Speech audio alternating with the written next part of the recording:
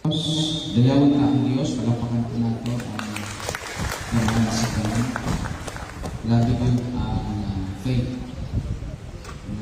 Engrave sa atong tagipusoon, the memories, challenges sa atong mga kinabuhi, trials and suffering, but still faith. Nagbarok diha sa tubangan sa atong buhi ng Diyos.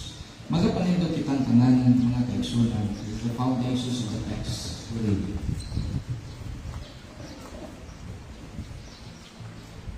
In Matthew chapter 17, verse 20, kanila mitubag siya nga nag-ingon, tungod sa kadiyutay sa inyong pagtuo, kaysa pagkamatinuod, magaingon ako kaninyo.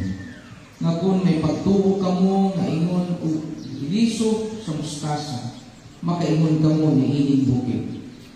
Bumalhin ka, di ka dinhin, ngadto dito. O kini mubalhin o walay mapuli alang kaninyo. Apan kini mga matanga dili mahimo sa pagpula gawa sa paagi sa pag-ampo sa pagpausa. Magampo kita Ginoo, teach our heart, teach our mind. Salamat kaayo Ginoo sa imong mga pulong.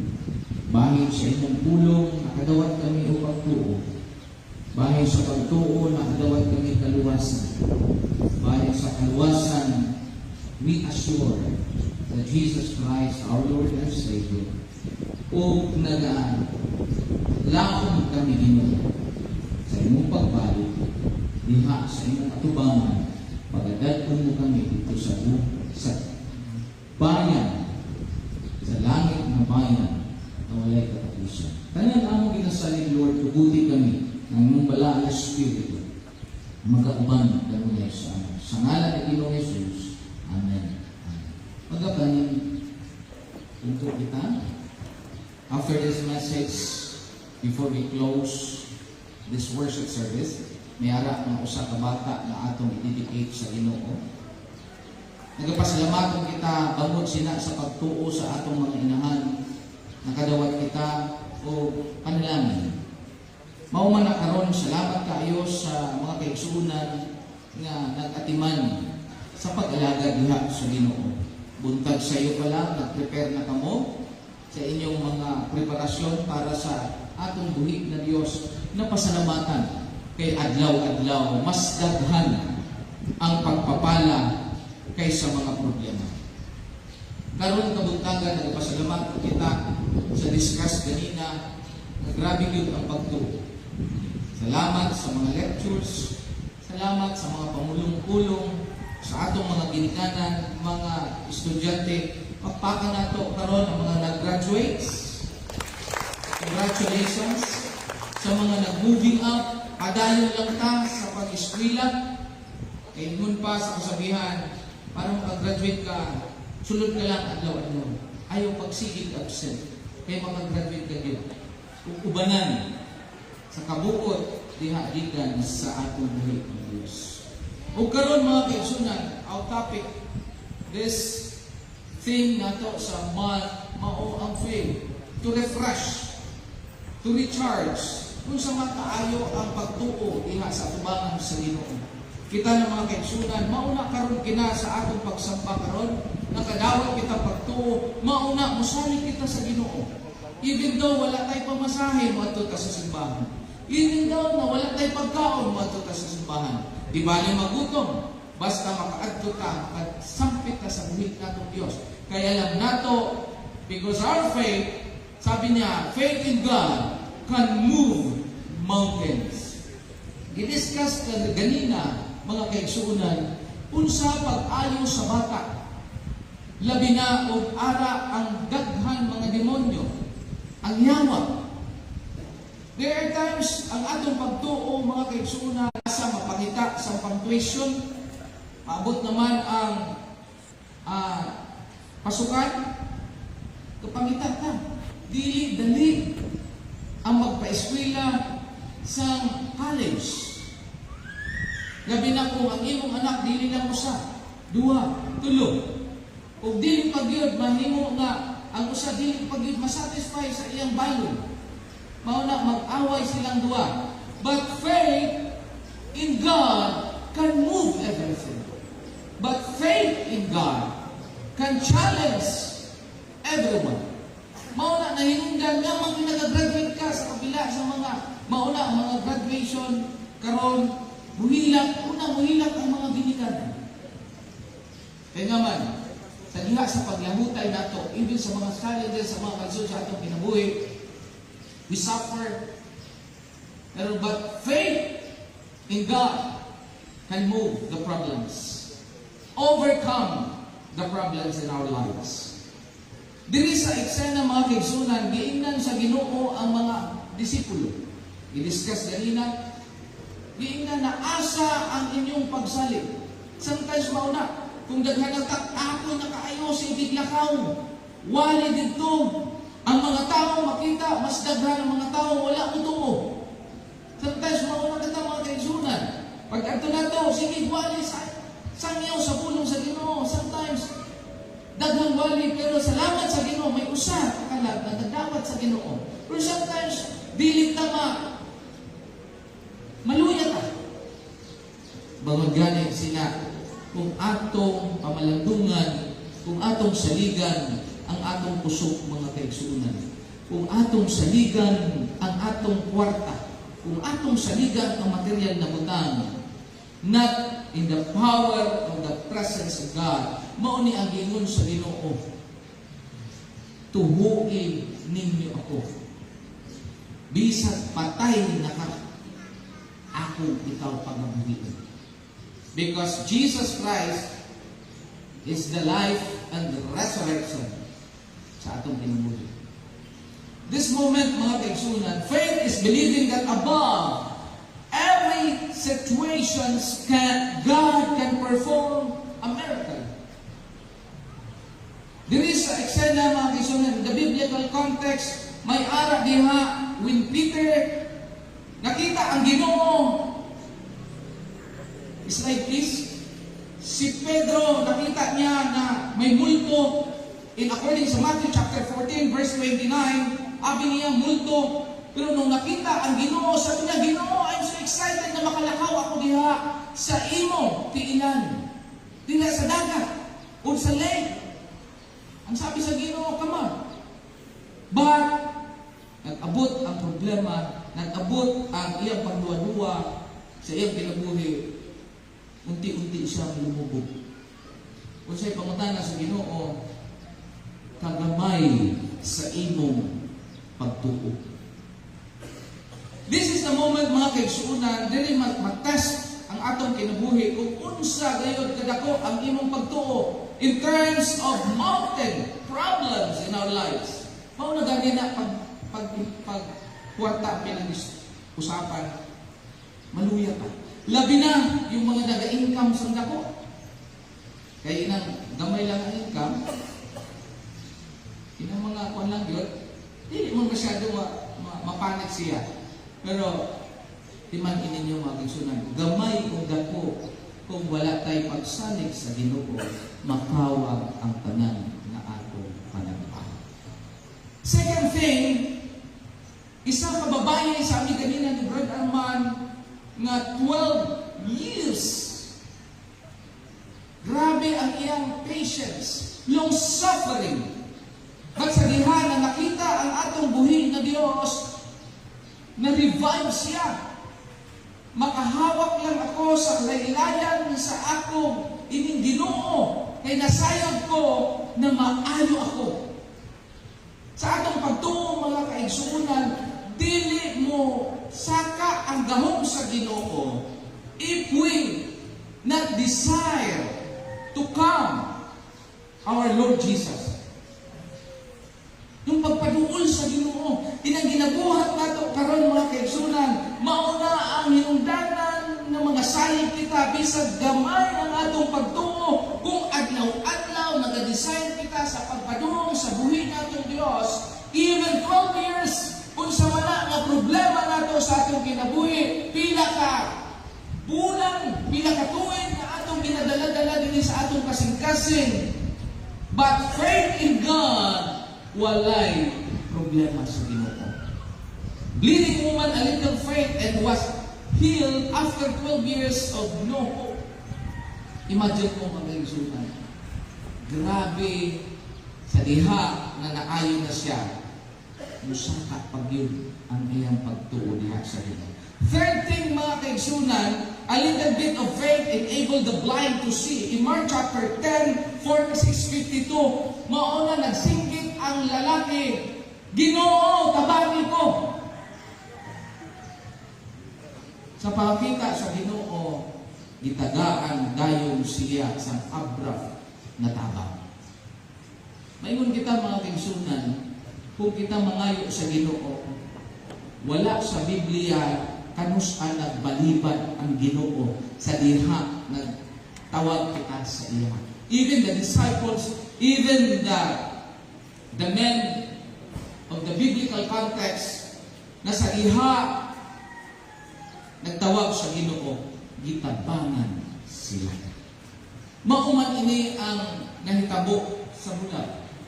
Nakakita siya kay bangod, gitabangan siya sa Ginoo.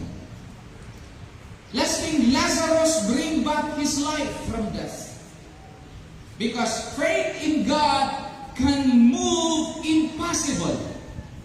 Imposible mga kaigsuunan na ang patay buhion. But faith in God with Jesus Christ, Lazarus come forth. Dili pa nga niya nagsalit si Marta o si Maria, Ginoo, 4 days na siyang patay sa lubganan, ara na sa lubganan. Baho na siya. Pero ang gisulayan siya sa Ginoo, gitest ang iyang pagtuo. Nasayod ka ba? Nako ang kinabuhi, ang pagkamatay o pagkabuhay. Mauman ina ang ginahandom nato mga kaigsunan karon nga man kay musimba kita to remember the saving grace sa Ginoo.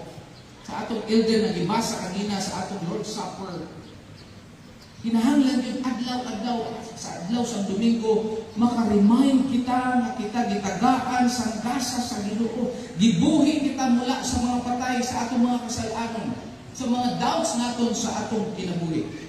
Then faith that does make things easy, it makes them possible. In Luke chapter 1:37, may limang butang mga kaigsunan na isipaabot ang Ginoo sa tagsa-tagsa kanato. Our goal is to journey through the process of developing the faith to move mountains. We all have mountains, we have more. This can be accomplished not by human effort, by the power of faith. Here is how we get the faith that makes things happen. Number 1, kinahanglan, knowledge, know. Unsa ang imong mountain sa imong kinabuhi karon. Kamo ang mauniya mga kaigsunan. Kay mauniya ang sabi sa Ginoo, pagtuo, sultian mo kamo kung may pagtuo kamo nga sama kada po sa liso, mustasa, makasubo kamo ni ining bugtura sa pagkabalhin. Ginoo pero wala kay pagsalig. Wala kay paglihok. Because ang pagtuo giubanan sa paglihok. Mao na ang gibuhat ato karon, agpadungog kita diri kay may ara kita nga pagtuo na kinasingkasing, pagtuo na mulahutay hangtod sa kahangturan, it because our faith is a living faith. Mao na gi-example sa atong Ginoo na gamay na seed, abi nimo gamay lang. Pero pag itanong nato, pag abot sa pila ka adlaw, pila ka buwan, mutubo na. Alam niyo, according sa commentary, ang mulberry, nag-edad siyang 600 years. Imagine mo na, what does it mean? Na sinasabi ng Panginoon, if you have faith in God, adlaw-adlaw, we exercise our faith, even the storms come, even the mountains come, kailangan na ito ma-overcome it because rooted in the faith of God. Kaya ginagay mga kaigsunan, know your mountains in life. Our weaknesses in life. Kung sa walina nga, minsan sa adlaw-adlaw, maugid nato ma-encounter. Diligid nato, malikayan. But, number 1, timan nato, nga know your mountain. Second thing, I'm going to let God move this mountain, I need to acknowledge that they exist. Ayaw mo ang imong sarili. May ingon anak ka na kinaiya. May ingon anak na witnesses. Ihatag diha sa Ginoo. Second thing, deal with denial. Ang sabi niya mga kaigsunan, maungi si Sarah o si Abraham in Genesis chapter 18 verse 13. Unya, nangutan na ang Ginoo kang Abraham. Nga nung mikatawa man si Sarah og mingon, makabaton pabagod kog anak na tigulang naman ako kaayo. Do na bagoy dili mahimo sa Ginoo o sa sunod tuig mubalik ako kaninyo og si Sarah manganak og batang lalaki. What does it mean? Nag-iingan siya na makaigwas siyang anak. Basta ang Ginoo nagsulti sa ato mga kaigsunan through the Word of God, we have faith. Tumano na to. Mano na hitabo mga kaigsunan. Deal with denial. Kung sa may i-deny nato mga kaigsunan sa atong Ginoo, ayaw itago sa presensya sa atong buhit na Diyos. Kung i-deny nato sa Ginoo ang atong mga witnesses, mauganit kanina, salamat kayo sa lecture, na kung ikaw may tinuod na pagtungo, huwag tangon nimo ang dili makapaayo sa imong kinabuhi, labi na sa imong pamilya, labi na sa tibuok iglesia, kung makasagabal sa imong integridad bilang ikaw tinud-anon ng mga anak. Maumani, deal with denial. Faith, we have to decide not to live in denial. If you want to have genuine faith in God's power, faith in God makes the impossible possible. Amen doon mga kaisunan. Sa atong mga kabataan, we challenge you. May background na diha, kuan? Kay mahuman naman ko. Abi ninyo, we prove na tinuod ang faith nato na gidawat. Sa mga kabataan, ayaw mo pag-isip na dili mo makagraduate as long as nag-eskwela mo. Ayaw mo pag-isip na walay kwarta. Ayaw mo pag-isip, isipa, mahadlok mo, kay wala akong puso. Ayaw nato, isipo na inyong anak. Because there is a great God in our lives. Ugwa kitang Diyos na magamhanan sa kanan. Ako, sabi ko ganin ng college, kung akong grabe ang bukid na nagumang ko sa mukhang ako nag-college. Na-encounter ko mga kaigsunan na first year college, diha ang recruitment sa fraternity. Na kung dili ka magtuman, dira sa Santa Cruz, ibuog ka dito sa tulay, kaya di ka musunod sa ilang. Rekrutong kanila, first year niya. But I pray to God, na sabi ko, Lord, anak mo ako, dili mo ako pabayaan. Iprotektahan ako sa to face deep. Ayaw kabala ka. In Psalms 43, pasidla ka ang imong kahayag o ang imong kamaturan, aron tultulan ako, ug danon pagbalik sa balaan mong bungtod, ug sa templo nga imong gipuy-an. Even King David, grabe ang mga persecution sa kinabuhi. Even Paul, even kitang mantanan, may kaigwaman kita sa mga suffering sa atong kinabuhi. But still, God, the unlimited love of God, hindi nagbabago, mga kaigsunan. Kung sa may mga afraid to face difficult facts, kasi kalisod sa mga pag-eskwela, challenges in our dating lives, distance in marriage, struggling to start a family and infertility, health challenges that comes with aging, living with mental health challenges, financial difficulties and setbacks, parenting challenges, mauni mga kaigsunan karon ang lisod. Natubag-tubagon ka na sa imong anak because of daghan ng mga alam. Mga challenges sa atong ginabuhi. But ang makasolve niya na mga kaigsunan, our great faith in God with love unlimited sa atong buhay na Diyos.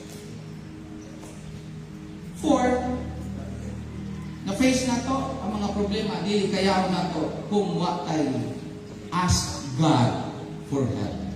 In Matthew chapter 7, si Jesus nitubag, pagkawalay pagtuo o pagkagahi ninyo ulo, magsigi na balangkog uban-uban ninyo, magsigi na balangkog pailog ninyo, dad dinhi ang bata.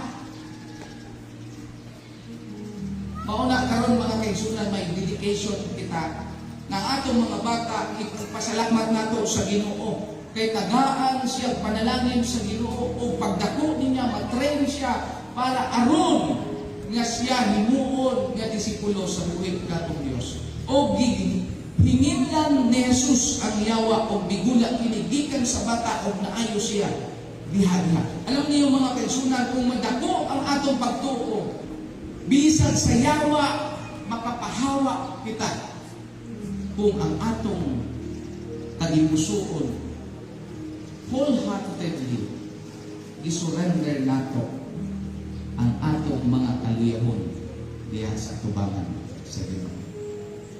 How much do you ask God for help to give you the faith to make things happen? He wants to hear from us. He longs to answer us. Ang sabi sa mga apostoles, Ginoo, tagai kami ug dugang nga pagtuo. Mauman ina mga kaigsunan, kung di na nato nakaya moabot ina nga mga pagsuway sa atong kinabuhi, balik ta sa presensya sa Ginoo. Atenta sa mga fellowship, atenta sa Bible study, atenta sa imong ani na mga padasig sa tagsa kanato. Ayaw ta mo attend dito sa makapahurot sa atong kwarta na wala may kapuslanan. Ayaw ta attend dito sa mga makaguba sa atong pamilya. Ayaw ta attend mga kabataan dito sa makaguba sa atong prinsipyo na kita gipililan sa Ginoo na kita mga anak niya. Last thing, decide to take a rest of faith. Kung di nato na buhaton mga kaigsunan, kung may faith kita, kinahanglan gyud na atong makusgan ang atong pagtuo diha sa Ginoo. Proud to be a Christian. Tubagon nato nga kita anak sa Ginoo sa mga nagapangutana. We are proud that Jesus Christ died for me, died for you. Nabuhi siya alang kanatong. So decide to take a rest of faith. What does it mean? Sa diha mga kaigsuunan na 12 years na ang iyang sakit, musinggit siya, gibadlong siya sa mga disipulo. Ayaw pagduol. Even daghan mga tao, mukamang siya papalapit sa Ginoo. Bisag kung saan pa, bisag bunalan pa siya. Kaya ang iyang desire, Jesus is our saving, our Savior. 12 years na ko nakasurvive sa inyong kahigayunan. Bisag kung saan ako sa mga tao, mupaduol yun ako sa aking buhay. Yes. Papakan na ito ang mga bisita karon. Salamat sa inyong pag-ari karon. Inaot pa unta mapag-abot sa panahon atong makita ang kabubuton sa Ginoo sa atong kinabuhi. One thing for sure, kung may arat ka na tinudanong pagtuo, magakita ka sa langit na bayan. Faith in God can move mountains. Number one, acknowledge your mountains. Two, deal with denial. Don't be afraid to face difficult facts. Ask God for help. Decide to take a rest of faith. In Luke chapter 17 verse 5, ang mga apostoles niingon sa Ginoo, dugani ang among pagtuo. Walay iba na makahatag sa gahom sa tagsa-tagsa nato. Walay makahatag sa imposible kundi ang Ginoo diha sa atubangan sa buhig natong Dios.